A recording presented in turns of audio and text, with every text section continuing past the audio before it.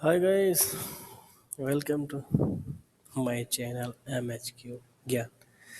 Guys, बहुत जल्द ही आप लोगों को आपके ये कागजात जो आपने जमा किए थे वो बहुत जल्दी आपकी जेब तक आने वाले, क्योंकि कुछ ही देर पहले इसकी जानकारी अभी तक वायरल तो नहीं हुई है, लेकिन इसकी उम्मीद 90% तक आप लगा सकते हैं कि आपका पैसा आपको फिर से वही 1,000 रुपया का नोट जो है, 1,000 रुपये का नोट है, वो आपको आपकी जेब में फिर मिलेगा। ये दावा भी मैं नहीं कर रहा हूँ, लेकिन हाँ, जो मुझे न्यूज़ और जो मुझे पता चला इसके बारे में मैं इस वीडियो को बना रहा हूँ। और आप देखते रहें कि बहुत जल्द ही ये पैसा फिर से इंडिया में चलना चालू हो जाएगा। अगर आपको यकीन नहीं होता तो आप न्यूज़ देख सकते हैं। न्यूज़ के अंदर भी लाइव टेलीकास्ट करके बता दिया गया है कि ये पैसे बहुत जल्द ही चलने वाले हैं, क्योंकि जो 12 लाख करोड़ रुपए जो रिटर्न आए हैं उसको सरकार ने ये घोषित कर दिया है कि हमने जो एक आंकड़ा बनाया था, यानी कि जो जितने हमको चाहिए थे हमने उस हिसाब से सबसे पैसे ले लिए। लेकिन समझ से बाहर ये है कि हमारा ब्लैक मनी किधर चला गया। सरकार ने ये बोला था कि हम अपना ब्लैक मनी वापस ज़रूर लेंगे, लेकिन बट किधर है ये? किधर है हमारा ब्लैक मनी, किधर है?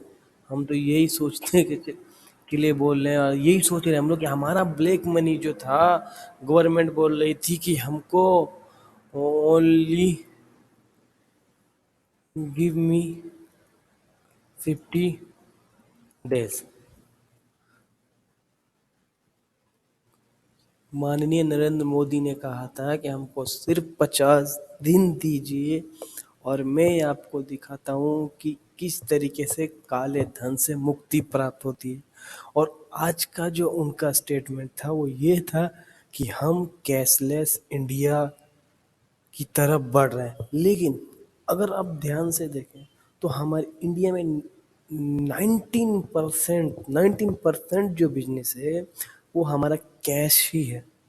कैसे आप देख सकते हैं, इंडस्ट्री में बहुत से वर्कर हैं जिनका अकाउंट के थ्रू सैलरी नहीं आती है, उनको कैश ही दिया जाता है, जिसकी वजह से वो अपनी फैमिली को दे पाते हैं और सपोर्ट करते हैं, और अपना जो पॉकेट मनी है उसमें भी कैश ही यूज़ करते हैं, और फैमिली में जो लेन देन होता है उसमें भी कैश से होता है। या फिर दुकान या फिर किसी ऐसी जगह पे अगर आप जाएंगे तो आपको कैश में ही पेमेंट करनी पड़ेगी। अगर मैं किसी रेस्टोरेंट की बात करूँ तो आपको 80 से 90% रेस्टोरेंट आपको कैश ही पेमेंट लेंगे। आप जाएँ किसी भी इंडिया में अगर आपको 5 स्टार की बात करो, 5 स्टार में आप कैश डेबिट कार्ड यूज़ कर सकते हैं। लेकिन जो गरीब इंसान है, वो गरीब इंसान कहाँ जाए? मेरे को आप बताएं, गरीब इंसान कहाँ जाए? गरीब अगर हम देखे जाए, इंडिया में 40 करोड़ लोग ऐसे हैं जिनके पास बैंक अकाउंट नहीं है। 40 करोड़, आप अंदाज़ा भी नहीं लगा सकते। 40 करोड़ वो लोग हैं जिनके पास बैंक अकाउंट नहीं है। अब उन 40 करोड़ को छोड़ दिया जाए तो उसके बाद जिन जिन जिनके पास अकाउंट है उनके पास भी ऑनलाइन सिस्टम उपलब्ध नहीं है, जिसको आज सरकार बोलती है हम इसको कैशलेस इंडिया बनाने की कोशिश में लगे हुए हैं। अच्छा है, हमारा इंडिया ग्रोथ करेगा, लेकिन कैशलेस बनाए कैसे? आप मुझे सजेशन दें कि कैशलेस कैसे बन सकता है। हमारे इंडिया में सबसे बुरी हालत इस टाइम इंटरनेट की है। हम इंटरनेट अगर घर में चाहें तो भी दिक्कत आ जाती है। अगर मैं किसी विलेज की बात करूँ, किसी स्टेट की बात करूँ, वहाँ भी हमको बहुत ही कम मात्रा में हमको जो नेट की सुविधा वो उपलब्ध होती है।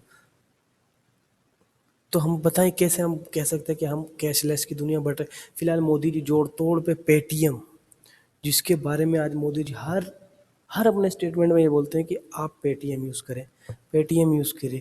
पेटीएम पेटीएम आप जानते ही होंगे।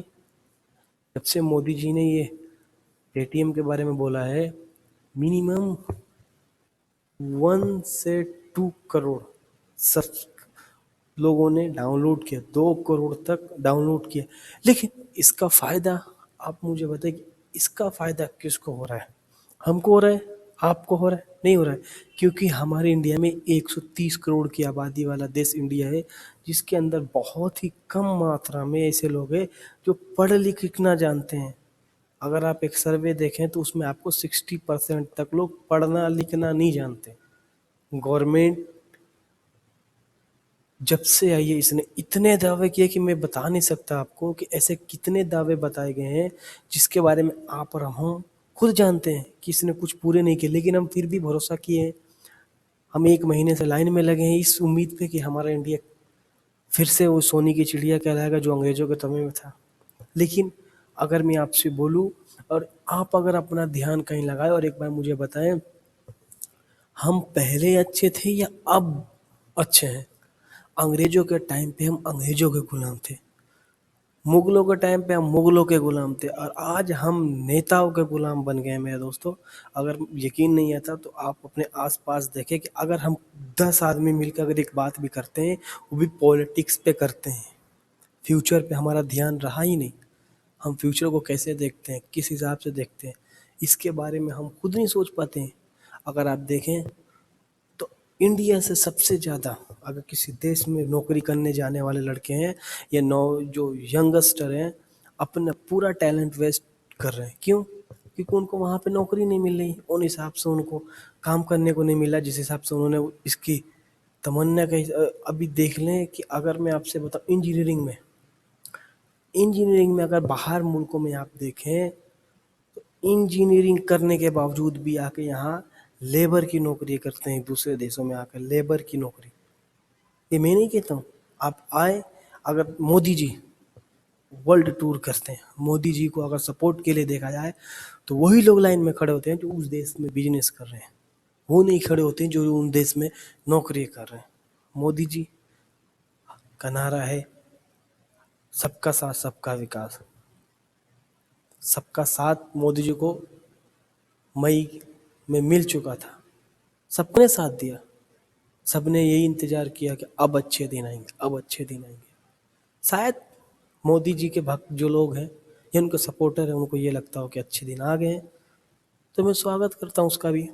जी बढ़िया, आपके लिए अच्छे दिन आ गए। लेकिन उनके लिए मोदी जी अगर बता दे कि उन्होंने 50 दिन में से आज 30 दिन निकाल लिए हैं, तो 30 दिन में उन्होंने किसके लिए क्या किया? ना मेरे लिए कुछ किया, ना आपके लिए कुछ किया।